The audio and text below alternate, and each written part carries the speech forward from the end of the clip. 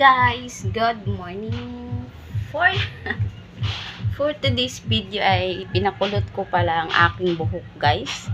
Iwan ko guys kung effective itong aking ginawa ngayon guys. Yan ang aking buhok natin guys. Tatanggalin na natin ito guys.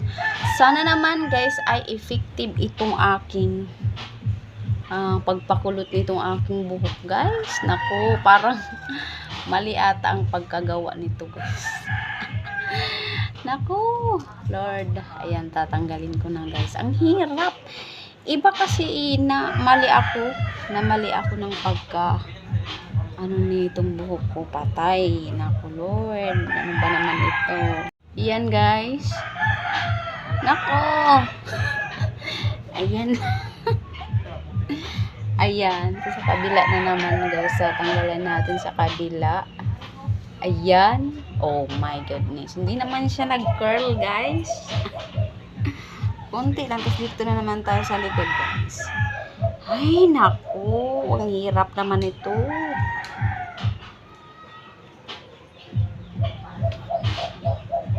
No. Ang hirap naman. Guys, natanggal ko na sa likod guys. Ay, hindi pa siya ganoon ka curly guys. Pero okay na din to guys. Hindi siya curly guys.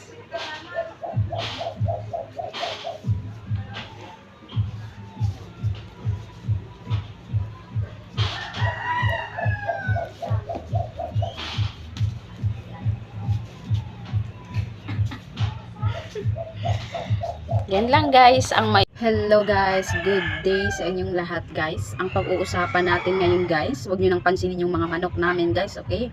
Dito lang kayo makinig sa akin guys.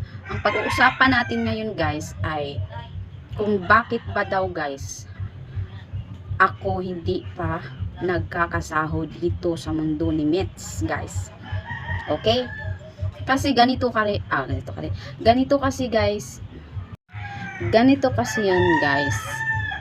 Ang pagiging content creator guys ay nasa proseso po yan guys. Hindi yan guys na kapag gumawa ka ng mga yung gusto mo ay magagawa mo agad. Kailangan talaga is nasa proseso talaga yan guys. Hindi yung guys, yung dire-diretso yung mo guys. Tsaka maswerte lang talaga guys kung ikaw ay nag-uumpisa sa pagiging content creator guys, tapos guys alam mo na lahat guys ng mga bawal, alam mo na lahat ng mga violation na hindi mo dapat gawin dito sa mundo ni Mets guys. Ganun guys. Ako kasi guys nag-uumpisa ako dito guys sa pagiging content creator guys na walang kaalam-alam na meron palang ganito, meron palang ganyan, kaya nahihirapan talaga ako guys. At dami ko talagang katanungan dito sa aking isip na magkakaroon ba ako ng sahod? May mapapala ba ako dito? Pero guys, oo, natanong ko yan sa aking sarili guys. Kasi minsan ay napaghihinaan ako ng loob guys. Pero guys, nung may nakita na ako guys, tapos dinilit ko na lahat ng mga violation ko na nagawa ko.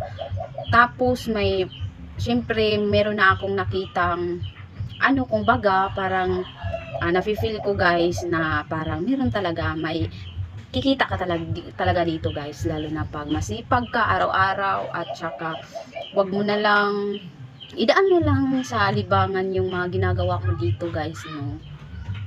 Ayan. Syempre hindi pa naman ako ganun, na hindi pa naman yung iba nga umaabot ng 5 years bago sila nakakapagsahod dito guys. Kasi syempre late kasi nila nalaman na ganito pala ang mga violation, meron palang mga violation at mga bawal na i-upload dito sa ating Facebook. Yun lang guys.